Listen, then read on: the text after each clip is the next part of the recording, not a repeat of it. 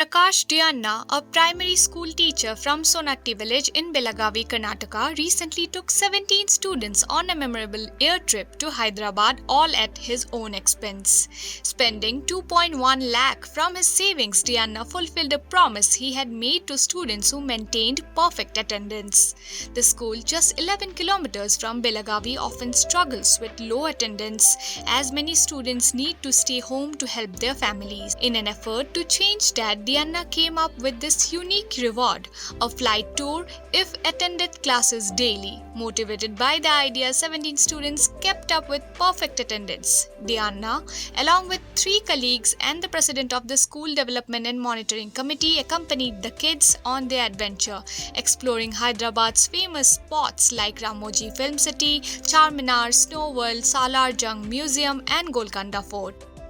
Dianna said that traditional efforts to improve attendance weren't working, so he decided to try something new. ಸಹಶಿಕ್ಷಕರಾದಂತಹ Prakash ದಯನ್ನವರ್ ಇವರು ತಮ್ಮ ಸ್ವಂತ ಖರ್ಚಿನಲ್ಲಿ ನಮ್ಮ ಶಾಲೆಯ ಸುಮಾರು 17 ವಿದ್ಯಾರ್ಥಿಗಳಿಗೆ ಹೈದರಾಬಾದ್ ಪ್ರವಾಸವನ್ನು ಕೈಗೊಂಡಿದ್ದಾರೆ.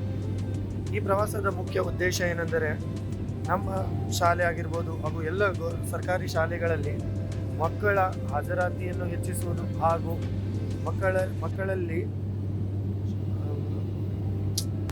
ಹಾಗೂ ವಿದ್ಯಾಭ್ಯಾಸದ ಕಡೆಗೆ ಮಕ್ಕಳ ಆಸಕ್ತಿಯನ್ನು ಹೆಚ್ಚಿಸುವುದು. ಸುಮಾರು ಕಾನ್ವೆಂಟ್ ಶಾಲೆಗಳಲ್ಲಿ ಅವರ ಪಾಲಕರಾಗಿರ್ಬೋದು, ಅವರ ಅಣ್ಣ ತಮ್ಮಂದಿರಾಗಿರ್ಬೋದು, ಎಲ್ಲರೂ ಮಕ್ಕಳನ್ನು ವಿಮಾನ ಪ್ರವಾಸಕ್ಕೆ ಕೈಗೊಳ್ಳುವುದು ಸಹಜ. ಆದರೆ ಸರ್ಕಾರಿ ಶಾಲೆಯ ಮಕ್ಕಳಿಗೆ ಈ ಸೌಭಾಗ್ಯ ಸಿಗುವುದು ಎಲ್ಲೋ ಒಂದು ಈ ಸೌಭಾಗ್ಯವನ್ನು ದೊರೆಯುವಂತಾಗಲಿ ಮಕ್ಕಳಿಗೂ ಎಂದು ನಮ್ಮ ಶಾಲೆಯ ಸಹಶಿಕ್ಷಕರಾದಂಥ ಪ್ರಕಾಶ್ ದಯನ್ನವರ್ ಇವರು ಮನಸ್ಸು ಮಾಡಿ ಇವತ್ತು ಅದನ್ನು ಯಶಸ್ಸು ಕಂಡಿದ್ದಾರೆ. ಇಲ್ಲಿ ನಮ್ಮ ಸರ್ಕಾರಿ ಶಾಲೆಯ 17 ವಿದ್ಯಾರ್ಥಿಗಳು.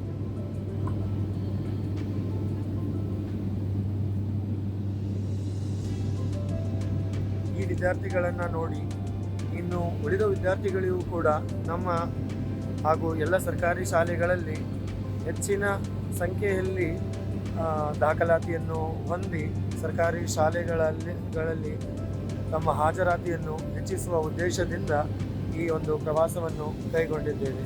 ಧನ್ಯವಾದ.